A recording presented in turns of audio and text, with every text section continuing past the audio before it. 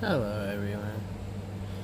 This video is going to be about disabilities, and it's going to be very in-depth and also include contact numbers for different sections if you have been discriminated against.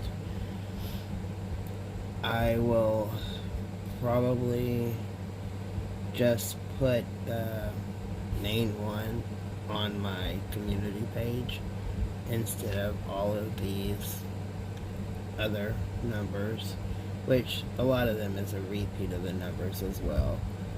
So if you have faced discrimination and you want to pursue charges, or at least notify somebody that it has been happening, make sure you have a pen and paper handy to write down the number, because I may not put that number on my community page.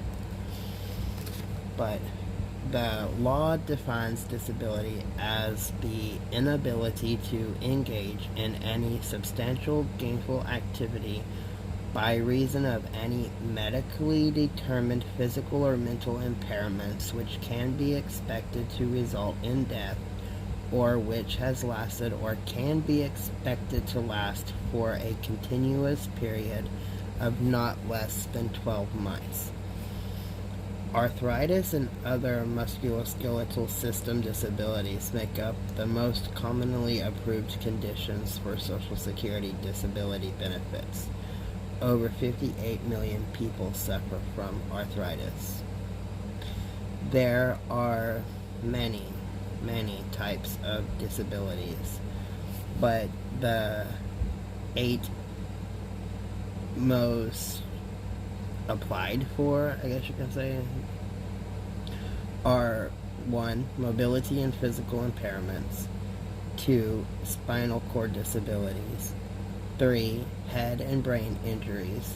4. Vision disabilities. 5. Hearing disabilities. 6. Cognitive or learning disabilities. 7. Psychological. And 8. The invisible disabilities. So with that, I will say not all disabilities are visible. When somebody has a sticker thing for their car and they pull up into a handicap space and then they get out and they walk in the store perfectly fine, it does not mean that they do not have a disability. So, going on over to the Guide to Disability Rights Laws. This guide provides an overview of federal civil rights laws that ensure equal opportunity for people with disabilities. If you want to find out more about how any of the laws may apply to you, you can contact any of the agencies that I'm about to go over. The ADA, which is Americans with Disabilities Act. The ADA prohibits discrimination on the basis of disability in employment, state and local government, public accommodations, commercial facilities, transportation, and telecommunications. It also applies to the United States Congress. To be protected by the ADA, one must have a disability or have a relationship or association with an individual with a disability.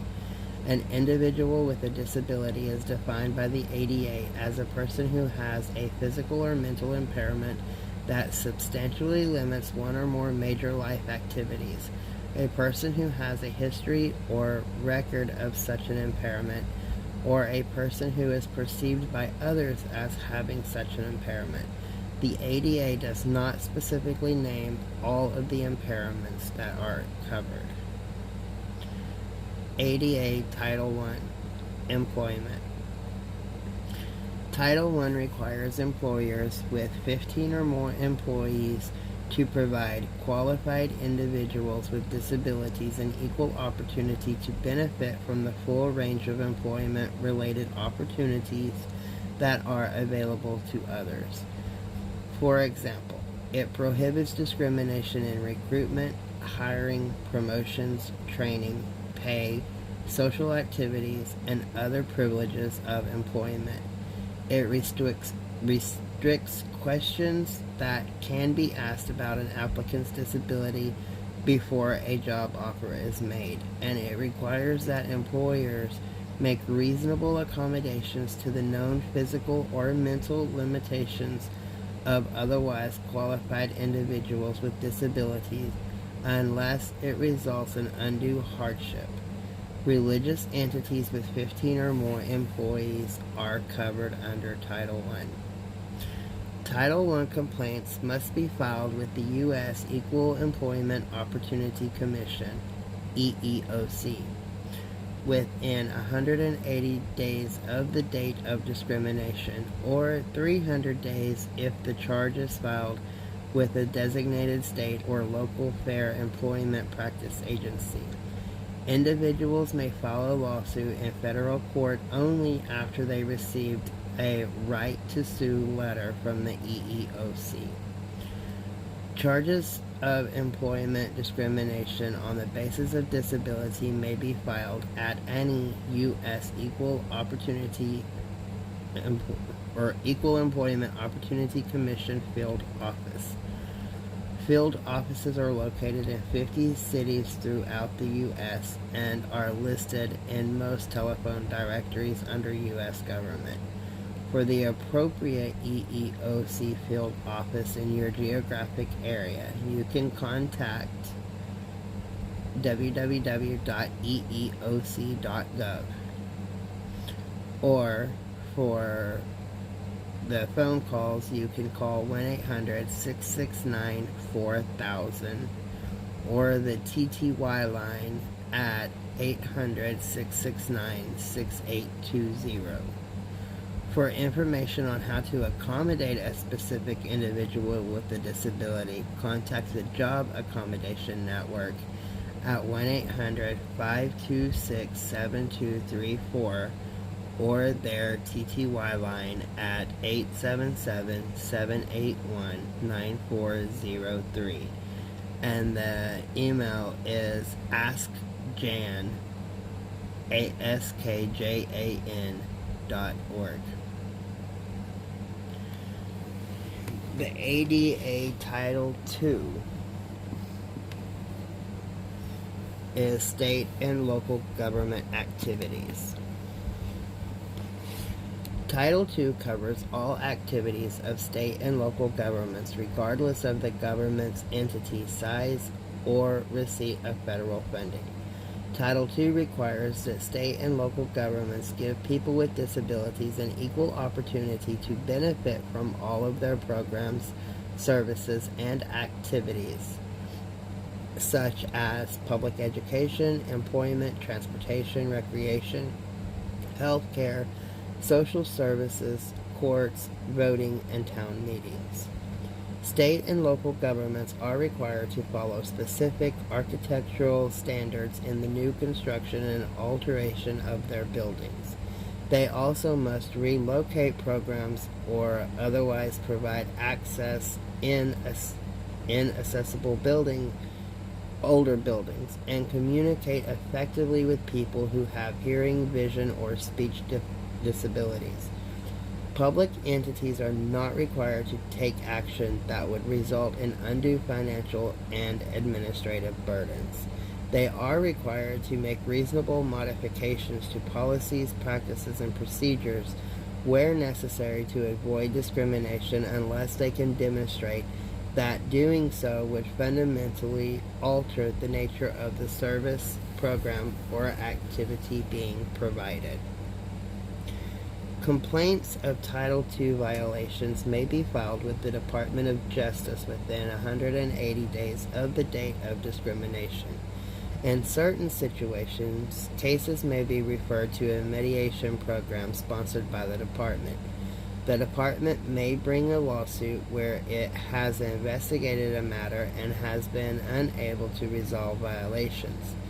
For more information on this, you can contact the U.S. Department of Justice Civil Rights Division, 950 Pennsylvania Avenue, NW, Disability Rights Section, Washington, D.C. 20530, or you can call 1-800-514-0301, and their TTY line is 1-833-610-1264, and the website or email is ada.gov.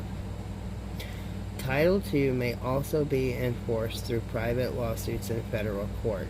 It is not necessary to file a complaint with the Department of Justice or any other federal agency or to receive a right to sue letter before going to court. ADA Title II, Public Transportation.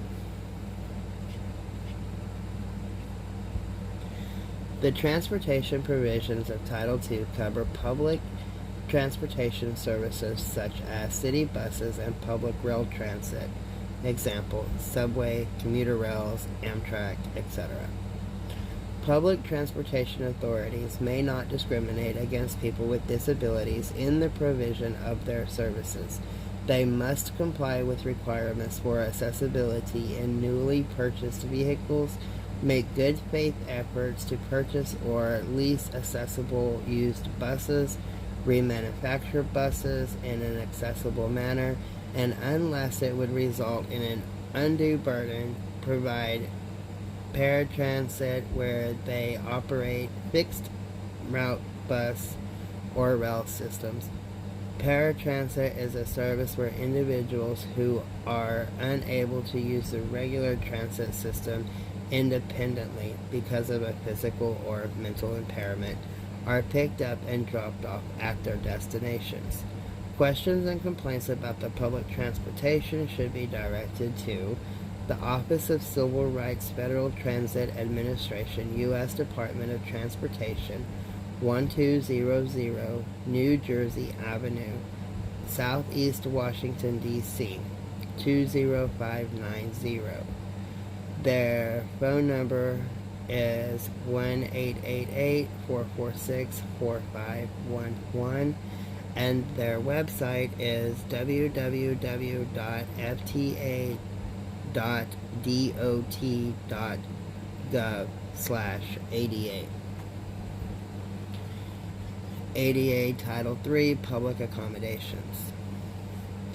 Title III covers businesses and nonprofit service providers that are public accommodations, privately operated entities offering certain types of courses and examinations, privately operated transportation and commercial facilities. Public accommodations are private entities who own, lease to, or operate facilities such as restaurants, retail stores, hotels, movie theaters, private schools, convention centers, doctors' offices, homeless shelters, transportation depots, zoos, funeral homes, daycare centers, and recreation facilities, including sports stadiums and fitness clubs. Transportation services provided by private entities are also covered by Title III. Public accommodations must comply with basic non-discrimination requirements that prohibit exclusion, segregation, and unequal treatment. They also must comply with specific requirements related to architectural standards for new and altered buildings, reasonable modifications to policies, practices, and procedures, effective communication with people with hearing, vision, or speech disabilities, and other access requirements. Additionally, public accommodations must remove barriers in existing buildings where it is easy to do so without much difficulty or expense, given the public accommodations resources. Courses and examinations related to professional, educational, or trade-related applications Licensing, certifications, or credentialing must be provided in a place and manner accessible to people with disabilities, or alternative accessible arrangements must be offered. Commercial facilities such as factories and warehouses must comply with the ADA's architectural standard for new construction and alterations. Complaints of Title III violations may be filed with the Department of Justice. In certain situations, causes may be referred to a mediation program sponsored by the department. In violation of Title III, or where an act of discrimination raises an issue of general public importance, Title III may also be enforced through private lawsuits. It is not necessary to file a complaint with the Department of Justice or any federal agency, or to receive a right to sue letter before going to court. For more information, you can contact the U.S. Department of Justice Civil Rights Division, 950 Pennsylvania Avenue, Northwest Disability Rights Section, Washington, D.C. 20530. Their phone number is 1-800-514-0301, and their TTY line is 1-833-610-1264. The ADA Title IV Telecommunications Relay Services. Title IV addresses telephone and television access for people with hearing and speech disabilities. It requires common carriers, which is telephone companies, to establish interstate and intrastate telecommunication relay services, TRS, 24 hours a day, 7 days a week. TRS enables callers with hearing and speech disabilities to use TTYs, also known as TDDs, and callers who use voice telephones to communicate with each other through a third-party communication assistant. The Federal Communications Commission, FCC, has set minimum standards for TRS services. Title IV also requires closed captioning of federally funded public service announcements.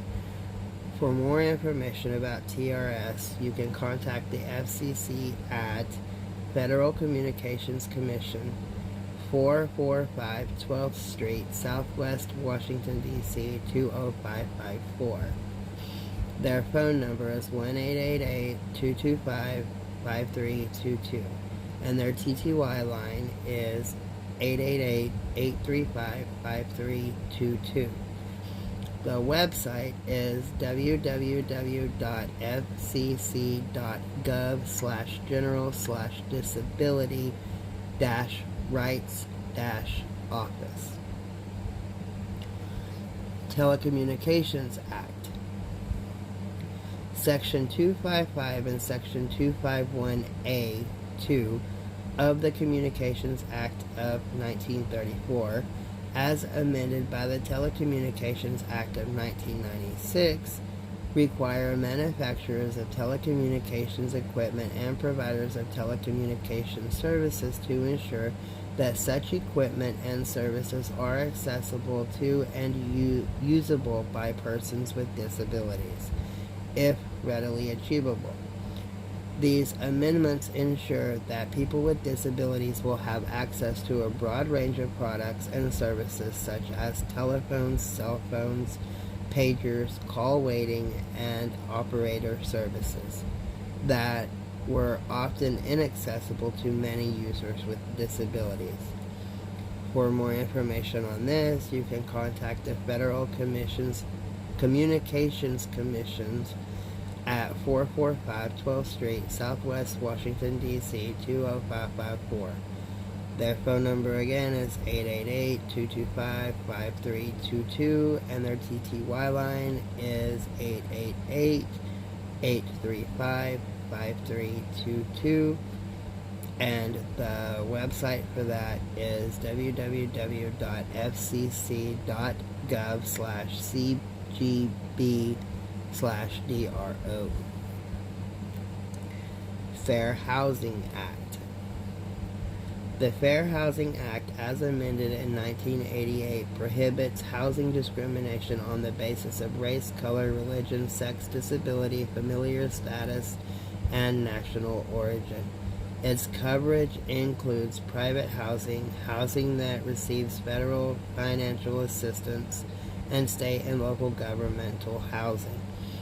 It is unlawful to discriminate in any aspect of selling or renting housing, or to deny a dwelling to a buyer or renter because of a disability of that individual, an individual associated with the buyer or renter, or an individual who intends to live in the residence.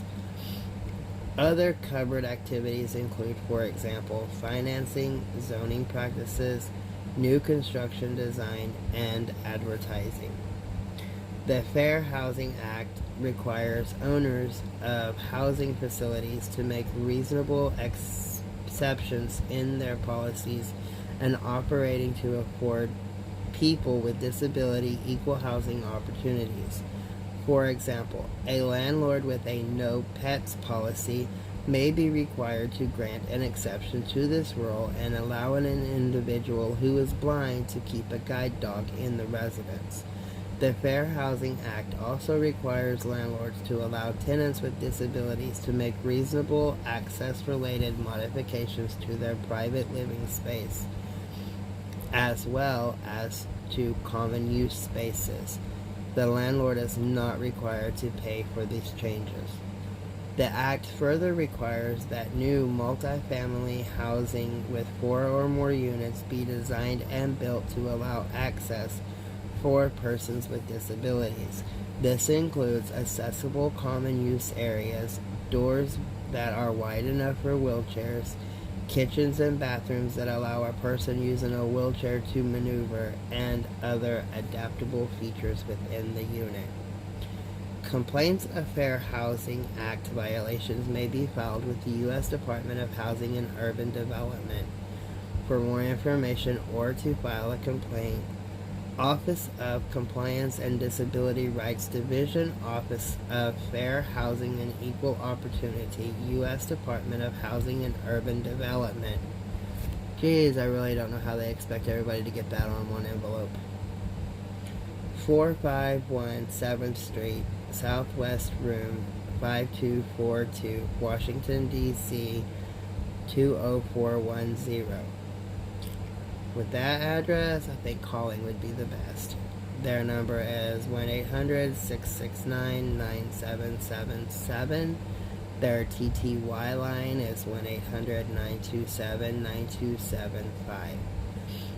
The website is https and then all that, okay, www.hud.gov/fair_offices/fair_equal_opp/disability_Maine.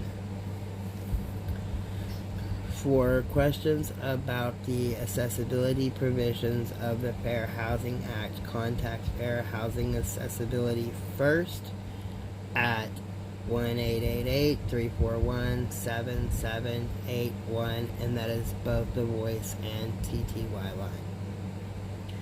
For publications, you may call the Housing and Urban Development Customer Service Center at 1-800-767-7468, and that is also voice and relay.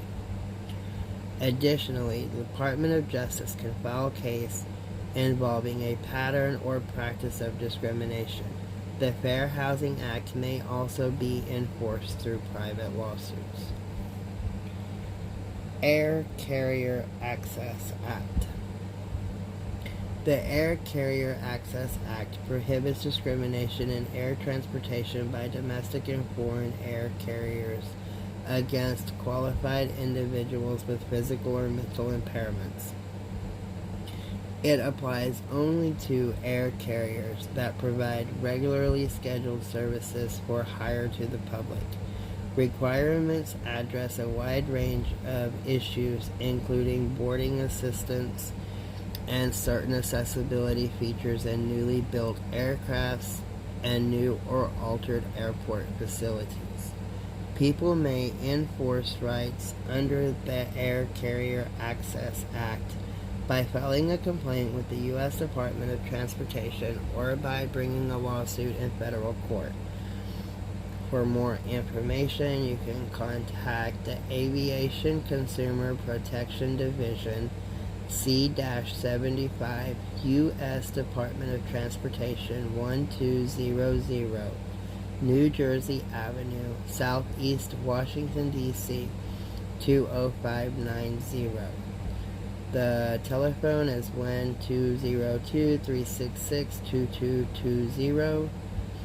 Their TTY line is 202-366-0511. Also, another voice phone is 1-800-778-4838. And another TTY line is 1-800-455-9880. Voting accessibility for the elderly and the handicapped Act. The Voting Accessibility for the Elderly and Handicapped Act of 1984 generally requires polling places across the United States to be physically accessible to people with disabilities for federal elections. Where no accessible location is available to service as a polling place, a political subdivision must provide an alternative means of casting a ballot on the day of the election. This law also requires states to make available registration and voting aids for disabled and elderly voters, including information by TTYs or similar devices. For more information, you can contact the U.S. Department of Justice Civil Rights Division, 950 Pennsylvania Avenue, Northwest Voting Section, 4CON, 8th floor, Washington, D.C., 20530. Their voice and TTY line is 1-800-253-3931. The National Voters Registration Act. The National Voter Registration Act of 1993, also known as the Motor Voter Act, makes it easier for all Americans to exercise their fundamental right to vote. One of the basic purposes of the Act is to increase the historically low registration rates of minorities and persons with disabilities that have resulted from discrimination. The Motor Voter Act requires all offices of state-funded programs that are primarily engaged in providing services to persons with disabilities to provide all program applicants with voter registration forms, to assist them in completing the forms, and to transmit completed forms to the appropriate state official. For more information on this, the U.S. Department of Justice Civil Rights Division, 950 Pennsylvania Avenue, Northwest Voting Section, 4CON, 8th floor, Washington, D.C., 20530. The voice and TTY line is 1-800-253-3931. Civil Rights of Institutionalized Persons Act. The Civil Rights of Institutionalized Persons Act, CRIPA, authorizes the U.S. Attorney General to investigate conditions of confinement at state and local government institutions such as prisons, jails, pretrial detention centers, juvenile correctional facilities, publicly operated nursing homes, and institutions for people with psychiatric or developmental disabilities. Its purpose is to allow the Attorney General to uncover and correct widespread deficiencies that seriously jeopardize the health and safety of residents in institutions. The Attorney General does not have authority under CRIPA to investigate isolated incidents or to represent individual institutionalized persons. The Attorney General may initiate civil lawsuits where there is reasonable cause to believe that conditions are egregious or flagrant, that they are subjecting residents to grievous harm, and that they are part of a pattern or practice of resistance to residents' full enjoyment of constitutional or federal rights, including Title II of the ADA and Section 504 of the Rehabilitation Act. For more information or to bring a matter to the Department of Justice's attention, you can contact them at U.S. Department of Justice, Civil Rights Division, 950 Pennsylvania Avenue, Northwest, Special Litigation Section, Washington, D.C. 20530. The voice and TTY line is 877-218-5228. The Individuals with Disabilities Education Act. See, I said this was going to be a very in-depth one. Okay. The Individuals with Disabilities Education Act, or IDEA, formerly called PL 94-142, or the Education for All Handicapped Children Act of 1975, requires public schools to make available to all eligible children with disabilities a free, appropriate public education in the least restrictive environment appropriate to their individual needs. IDEA requires public school systems to develop appropriate individualized education programs, also known as IEPs, for each child.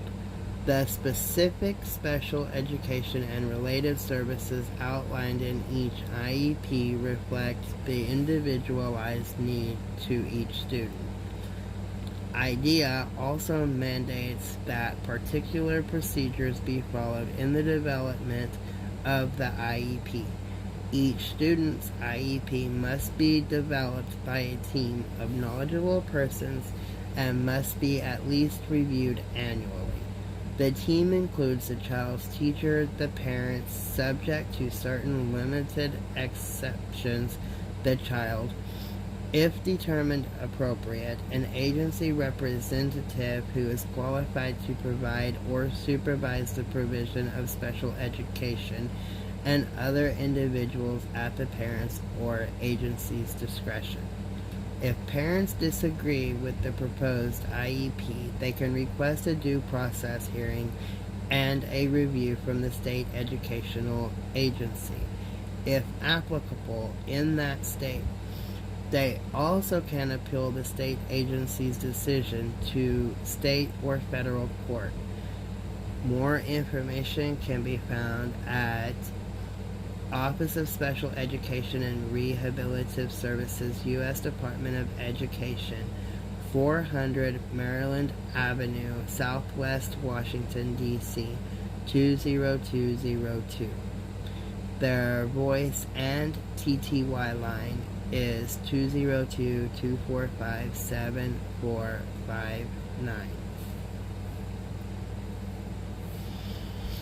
The Rehabilitation Act. The Rehabilitation Act prohibits discrimination on the basis of disability in programs conducted by federal agencies, in programs receiving federal financial assistance, in federal employment, and in the employment practices of federal contractors. The standards of determining employment discrimination under the Rehabilitation Act are the same as those used in Title I of the Americans with Disabilities Act, Section 501. Section 501 requires affirmative action and non-discrimination in employment by federal agencies of the executive branch. To obtain more information or to file a complaint, employees should contact their agency of equal opportunities office. Section 503. Section 503 requires affirmative action and prohibits employment discrimination by federal government contractors and subcontractors with contracts of more than $10,000. For more information on Section 503, you can contact the Office of Federal Contract Compliance Programs, U.S. Department of Labor, 200 Constitution Avenue, Northwest Washington, D.C., 20210. Their voice line is 1-800-397-6251, and their TTY line is 1-877-889-5627. Section 504. Section 504 states that no qualified individual with a disability in the United States shall be excluded from, denied the benefits of, or be subjected to discrimination under any program or activity that either receives federal financial assistance or is conducted by any executive agency or the United States Postal Service. Each federal agency has its own set of Section 504 regulations that apply to its own programs. Agencies that provide federal financial assistance also have Section 504 regulations covering entities that receive federal aid. Requirements common to these regulations include reasonable accommodations for employees with disabilities, programs accessibility, effective communication with people who have hearing or vision disabilities, and accessible new construction and alterations. Each agency is responsible for enforcing its own regulations. Section 504 may also be enforced through private lawsuits. It is not necessary to file a complaint with a federal agency or to receive a right to sue letter before going to court. For information on how to file 504 complaints with the appropriate agency, contact the U.S. Department of Justice Civil Rights Division, 950 Pennsylvania Avenue, Northwest Disability Rights Section, Washington, D.C., 20530. Their voice line is 1-800-514-0301, and their TTY line is 1-833-610-1264. Section 508. Section 508 establishes requirements for electronic and information technology developed, maintained, procured, or used by the federal government. Section 508 requires federal electronic and information technology to be accessible to people with disabilities, including employees and members of the public. An accessible information technology system is one that can be operated in a variety of ways and does not rely on a single sense of ability of the user. For example, a system that provides output only in visual format may not be accessible to people with visual impairments, and a system that provides output only in audio format may not be accessible to people who are deaf or hard of hearing. Some individuals with disabilities may need accessibility-related software or peripheral devices in order to use systems that comply with Section 508. For more information on Section 508, you can contact the U.S. General Service Administration Office of Enterprise Planning and Governance, CIO, 508 Coordinator, 1-800 F Street, Northwest Washington, D.C., 20405. Or you can call or write to the U.S. Architectural and Transportation Barriers Compliance Board, 1331 F Street, Northwest Suite 1000, Washington, D.C., 20004. Their voice line is 1-800-872-2253, and the TTY line is 1-800-993-2822. Alright, just a little bit more, guys. The Architectural Barriers Act. The Architectural Barriers Act, or the ABA, requires that buildings and facilities that are designed, constructed, or altered with federal funds or leased by a federal agency comply with federal standards for physical accessibility. ABA requirements are limited to architectural standards in new and altered buildings and in newly leased facilities. They do not address the activities conducted in these buildings and facilities. Facilities of the U.S. Postal Service are covered by the ABA.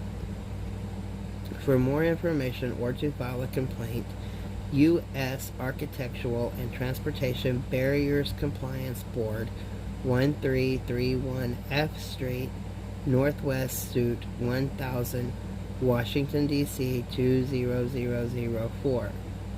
The voice line is 1-800-872-2253, and their TTY line is 1-800-993-2822.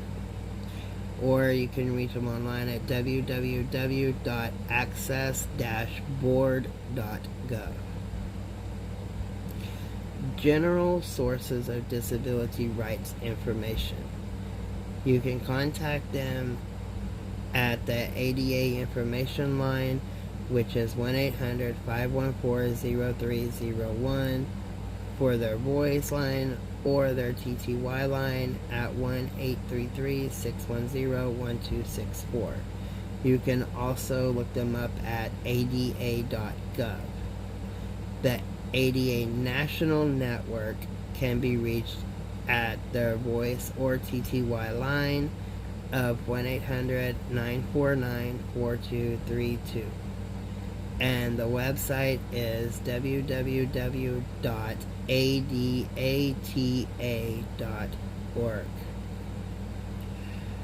Okay, that was long. That last one is the number that I'm going to post on my community page, because it is for general sources of disability rights information.